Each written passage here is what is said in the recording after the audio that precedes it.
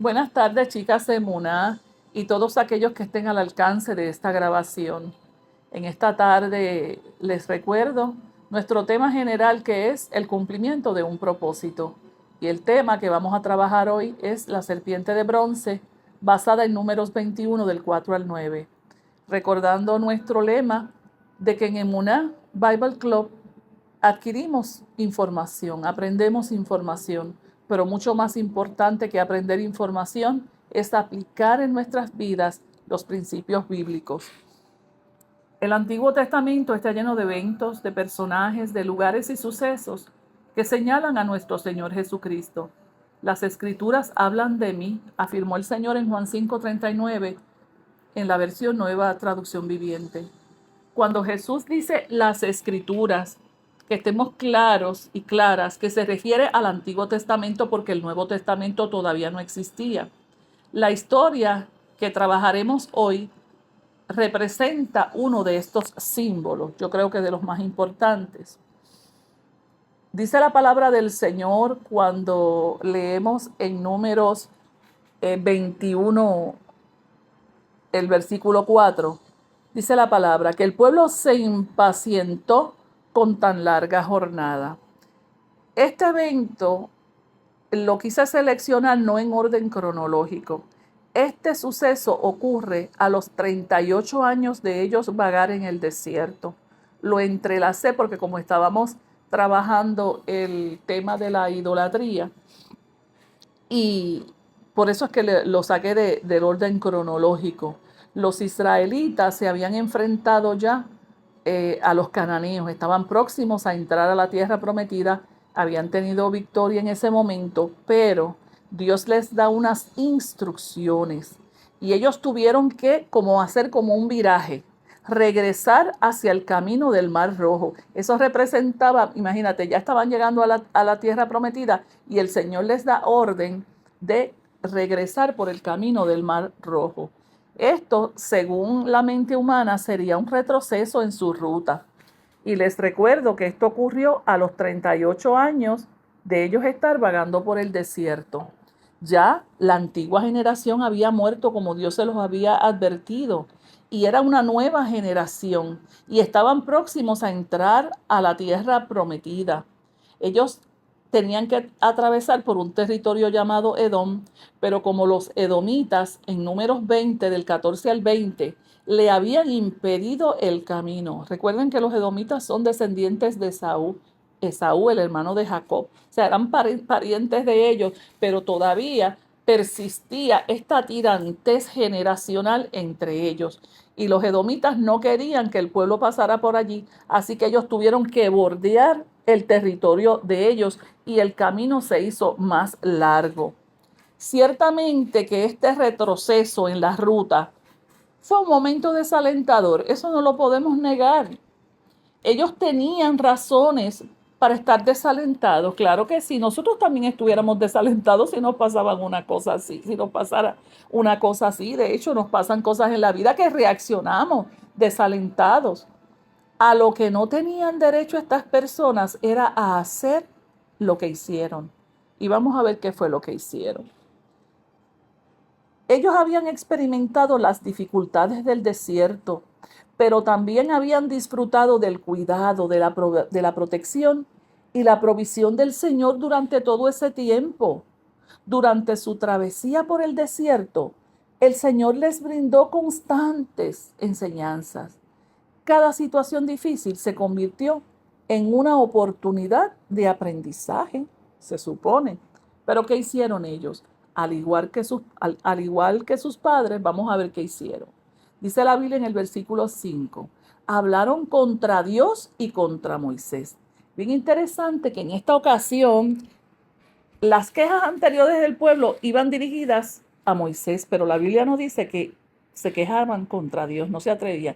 Pero en este momento ya notamos un destello de irreverencia. La queja iba dirigida no solamente a Moisés, sino directamente a Dios. Ellos exclamaron, ¿por qué nos sacaron de Egipto para morir aquí en el desierto?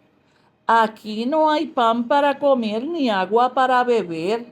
Y escucha esto, además Detestamos este horrible maná. Estoy leyendo de la Nueva Traducción Viviente, que es la versión que nos gusta a mí, a nosotras, las emuná. Mira cómo ellos desprecian el pan, casi 40 años sustentando todas las mañanas con pan que caía del cielo y ellos le dicen pan horrible. Mire, se supone que las experiencias pasadas les debieron servir a ellos de base para resolver los problemas del futuro. Pues se supone que nuestras experiencias pasadas, las pruebas que pasamos, las dificultades que superamos, nos preparan para enfrentar un futuro. Pero lamentablemente en el caso de ellos no fue así. Esta nueva generación sonó igualito que la antigua. Mira el patrón que se repitió. La queja, ese malestar, esa queja, esa incomodidad verbalizada, porque ellos no eran tímidos para verbalizar su incomodidad, su queja. El mal agradecimiento, tú sabes lo que es que Dios les proveyó, porque hemos estudiado, nosotros que comenzamos en Éxodo y hemos visto todas estas clases, cómo Dios les hizo provisión de todo. Pues vemos aquí un patrón de qué, de mal agradecimiento. Y algo que veo aquí muy peligroso es la falta de reverencia. Mira, ese pan se lo mandaba el Señor y como ellos lo desprecian y le dicen ese horrible maná, de verdad que era preocupante esta situación. Es interesante que en Éxodo 23:20 el Señor les había prometido acompañarlos en toda la travesía por el desierto, porque ellos suenan como si vamos otra vez para Egipto, porque aquí estamos tirados y aquí nadie nos hace caso y nadie nos cuida.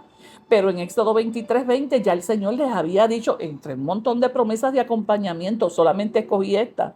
Mira, yo envío un ángel delante de ti para que te proteja en el viaje y te lleve a salvo al lugar que te ha preparado. La fidelidad de Dios fue demostrada durante todo el viaje y eso nos enseña a nosotros que tenemos que tener cuidado con nuestras verbalizaciones. ¿Qué hemos aprendido en Emunah Bible Club?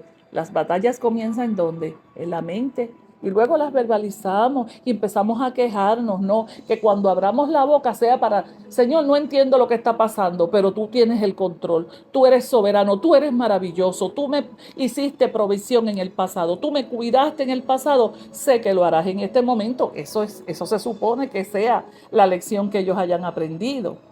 Esta conducta de estas personas era muy peligrosa. ¿Sabes por qué? Porque ya ellos estaban llegando a la tierra prometida. Y yo me hice esta pregunta. ¿Estarían preparados para conquistarla? La tierra prometida estaba poblada con cananeos, con gente idólatra, gente agresiva, gente que no creía en el Dios Todopoderoso. Fueron 40 años de supuesta preparación. ¿Estarían preparados ellos para entrar a la tierra prometida? En el versículo 6 dice que ante esta situación de irreverencia, de mal agradecimiento, de queja, el Señor envió serpientes venenosas y muchos fueron mordidos y murieron. Así lo dice la Nueva Traducción Viviente, pero la Reina Valera describe estas serpientes como ardientes. Algunos estudiosos de la Biblia afirman que eran ardientes por su color, porque eran de un color brillante. Otros sostienen que la mordida causaba una sensación de ardor intenso, y yo me voy más por esa explicación. En el versículo 7 se nos dice, el pueblo acudió a Moisés y clamó. Vemos siempre el patrón. Ellos pecan y piden perdón y Dios en su misericordia los perdona. Porque dice el Salmo 103 que Dios es lento para la ira y grande en misericordia. Y le dijeron a Moisés, hemos pecado al hablar contra el Señor y contra ti. Pide al Señor que quite las serpientes. Y Moisés, que la Biblia lo describe como el hombre más manso de la tierra, y de verdad que este hombre demostró un control de su temperamento bien grande porque fueron 40 años que estuvo ahí con este pueblo y ni siquiera pudo entrar a la tierra prometida. En Números 12:3 es que dice que este Moisés era un varón extremadamente paciente y él lo demostró. Ellos le pidieron a Moisés que intercediera por ellos. Ya él había intercedido por ellos en otras ocasiones, ¿se acuerdan? Y entonces el pueblo de Israel, y esto lo hemos discutido en otras clases, era muy dado a sentir remordimiento. ¿Se acuerdan que yo les expliqué que remordimiento es sentir culpa por el pecado? Pero eso no es arrepentimiento, porque el arrepentimiento en el hebreo, que la palabra es teshuvah, que lo hemos discutido anteriormente, es volver al camino correcto. El hebreo define el arrepentimiento como un about face, como decimos en inglés. Es un cambio de vida donde yo voy por un camino que me llevaba a la destrucción y a la derrota y yo viro atrás en ese camino y me pongo a caminar en el camino correcto. Eso lo vemos, hay personas que pecan y este pueblo sentía remordimiento, ellos lloraban, se rasgaban la ropa, pero ¿por qué decimos que no había un arrepentimiento genuino? Porque no había un cambio de conducta. Arrepentimiento es cambio de conducta, es volver al camino correcto. Y fíjate, irónicamente ellos pidieron ayuda al que habían deshonrado con sus comentarios. No es la primera vez que ellos deshonraban a Moisés con los comentarios diciéndole, ¿por qué nos sacaste de Egipto para morir en este desierto? Lo volvieron a hacer. Y Moisés, siendo un hombre tan, yo digo, de tanta inteligencia emocional, porque para esto hay que tener mucha inteligencia emocional, Moisés oró por el pueblo y oró e hizo esta intercesión. Y entonces aquí en el versículo 8 es que viene la situación de la serpiente de bronce. Dice, haz la figura de una serpiente venenosa, una serpiente ardiente, y átala a un poste. Todos los que sean mordidos vivirán tan solo con mirar la serpiente. Así que Moisés hizo una serpiente de bronce y la ató en un poste. Entonces los que eran mordidos por una serpiente miraban la serpiente de bronce y sanaban. A mí este relato siempre me ha resultado extremadamente extraño. No ha sido hasta estas clases de Muná que yo las desarrollo y se las traigo a ustedes, donde mi entendimiento ha sido abierto a esto de la simbología. Y yo les he dicho que en la Biblia no hay palabras que sobran, no hay eventos que sobran, por más raros que nos resulte el evento. Quiero hacer un paréntesis para hablarles de una notita histórica, porque esto de la serpiente enroscada en ese pedazo de madera, aparentemente esta historia, ustedes saben que antes las leyendas pasaban de nación a nación, de pueblo en pueblo, porque la historia era contada, la historia no, la gente no sabía escribir, la mayoría. Y hay una representación que se llama la vara de Esculapio y el caduceo. Las civilizaciones antiguas sentían fascinación por las serpientes, era algo misterioso. De hecho, nosotros vimos que en el huerto, allá en el huerto donde estaba Adán y Eva, fue la serpiente el objeto de la tentación. Y al final de los tiempos vemos que dice que la serpiente antigua, que es Satanás, también vemos la serpiente. Este misterioso animal cambia su piel todos los años y ha sido asociado al rejuvenecimiento, la sabiduría, la fertilidad, la salud y la prosperidad. Así lo veían ellos. Hay dos emblemas con serpientes que se utilizaban en el tiempo antiguo. La primera de ellas era la vara de Esculapio, representada por una serpiente enroscada en un pedazo de madera, solamente una serpiente. Esculapio era el dios de la medicina para la mitología griega. La leyenda cuenta que Esculapio curaba a los enfermos y resucitaba a los muertos. Eso lo pude encontrar en la revista Galenus, esa información, porque esto está relacionado con el emblema que usan los médicos que les voy a explicar ahora. La vara de Esculapio aparece representada en la bandera de la Organización Mundial de la Salud, que solamente aparece el palo de madera y una sola serpiente enroscada. Ahora, el caduceo, que también es un palo de madera, pero dos serpientes enroscadas, eso le llaman el caduceo. El caduceo en la mitología griega era el símbolo tradicional de Hermes, que era el dios griego. Eso es mitología griega. En Estados Unidos no adoptaron la de la vara de Esculapio, que solamente tiene una serpiente. Ellos adoptaron el símbolo del caduceo, el que tiene dos serpientes. Por eso es que tú ves que el emblema de la medicina acá es con dos serpientes. Pues eso se asocia a estas, me imagino que la leyenda el pueblo hebreo es el pueblo, uno de los pueblos más antiguos de hecho es la única civilización antigua que todavía existe. Es un pueblo que por la promesa de Dios, Dios le ha preservado su idioma y su vida. Yo me imagino que esa leyenda siguió de pueblo en pueblo, de tribu en tribu, y hasta hoy tenemos esa representación. Eso es una notita histórica que les quería traer. Seguimos con nuestro tema y yo me hice esta pregunta. ¿Por qué Dios ofrecería a Moisés unas instrucciones tan raras? ¿Verdad? Ya que Dios le había dicho que no se hicieran representaciones de objetos, porque eso se consideraba idolatría. Pero ¿qué les he dicho? Que nada que está escrito en el Antiguo Testamento, nada es casualidad, todo tiene una simbología. Y vamos a ver cuál es la simbología de esto. De hecho, les compartí el video donde de manera visual pueden ver mejor la simbología, porque el video de manera magistral hace la comparativa entre esa serpiente levantada en esa colina en el tiempo de Moisés y el cuerpo de Jesucristo levantado en la cruz del Calvario. Los israelitas heridos en el momento de Moisés fueron instados, ¿cuál era la instrucción? A mirar la serpiente de bronce que estaba colgada en el madero. Esto no es casualidad, mis queridos y queridas oyentes, esto no es casualidad. A través de este acto se estaba anunciando la derrota de Satanás, que la Biblia la llama la serpiente antigua.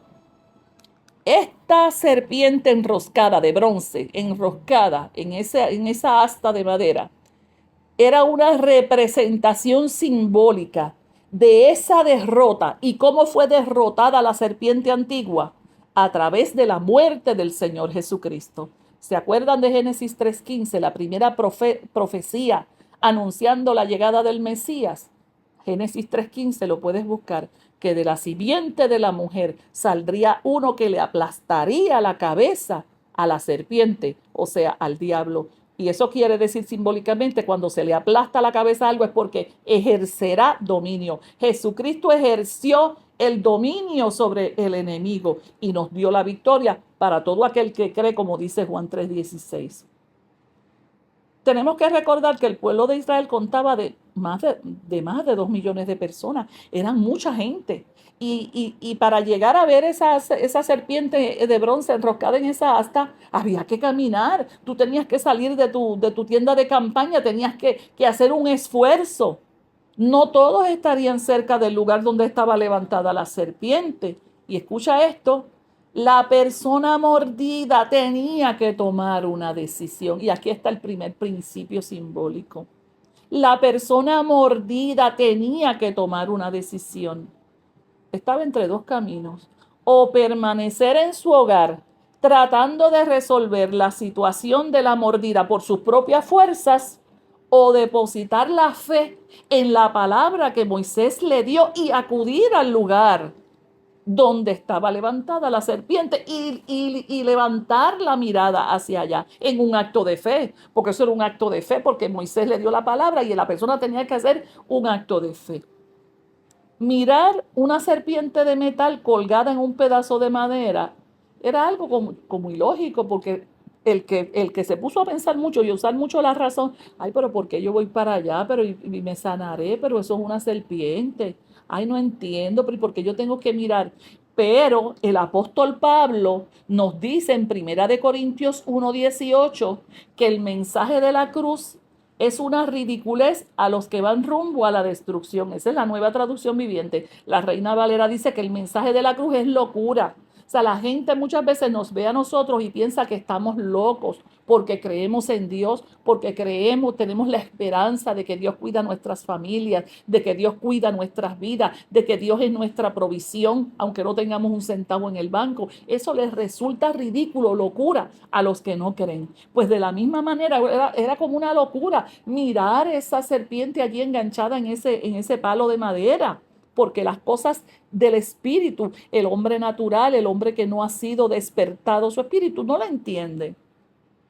Es bien interesante que Jesús tuvo una conversación con un hombre que se llamó Nicodemo. Nicodemo era una persona que pertenecía a la clase religiosa de aquel tiempo, era una persona instruida en el Antiguo Testamento. Eso lo encontramos en Juan 3, del 1 al 18.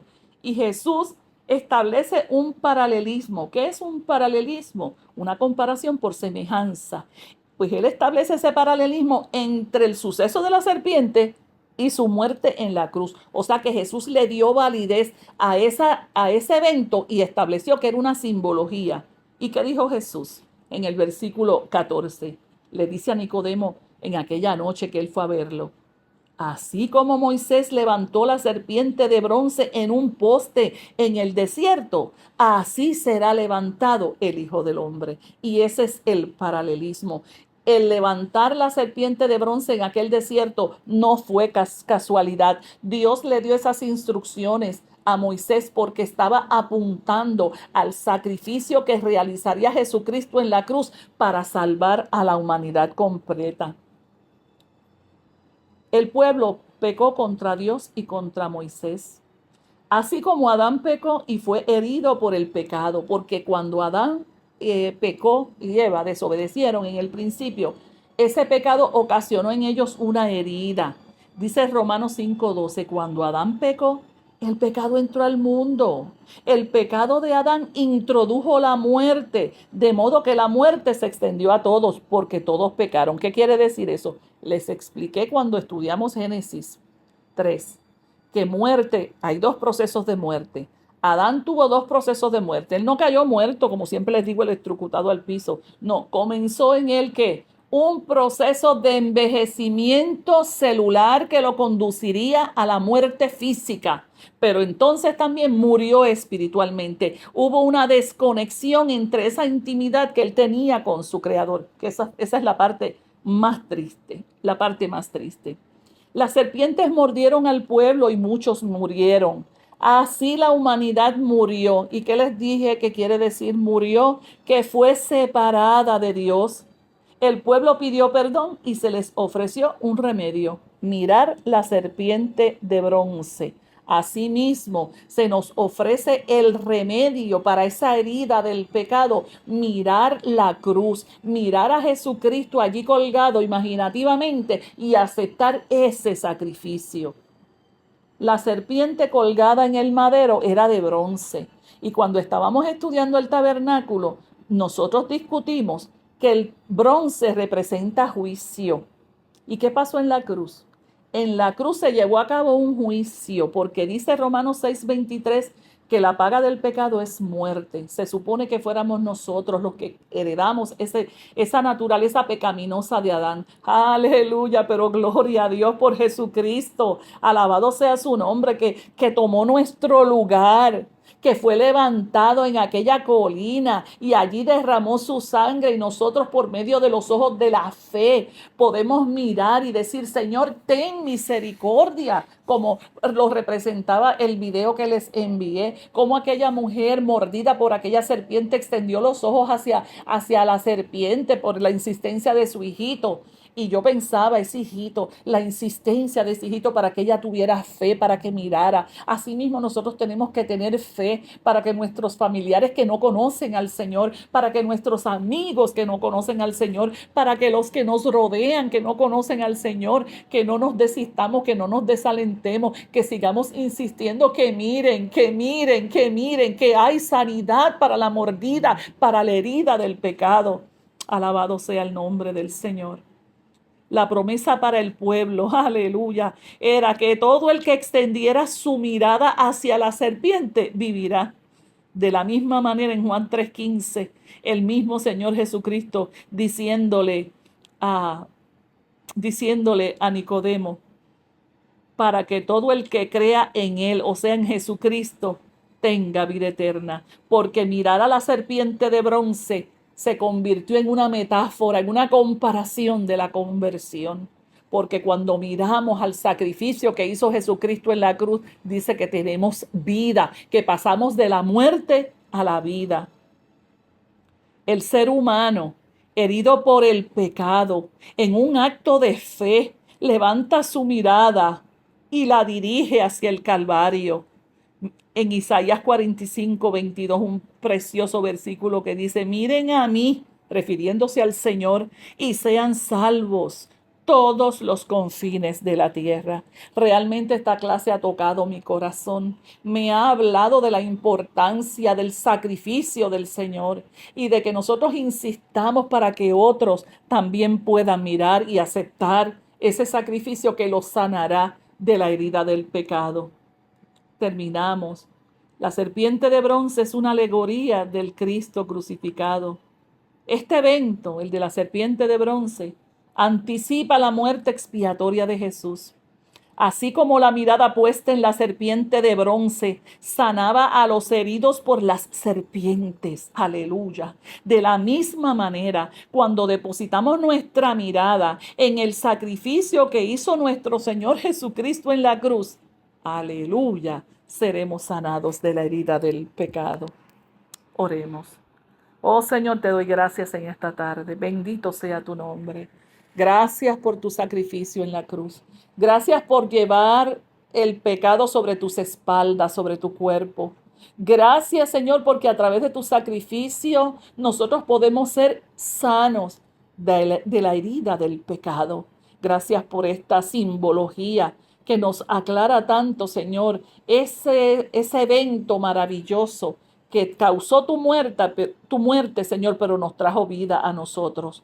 Te damos las gracias y yo bendigo a todos y a todas las personas que están escuchando esta lección, y yo declaro vida y yo declaro salud y yo declaro salvación sobre cada uno de ellos en el nombre poderoso de Jesús. Amén, Señor. Un abrazo, que sean bendecidos todos ustedes.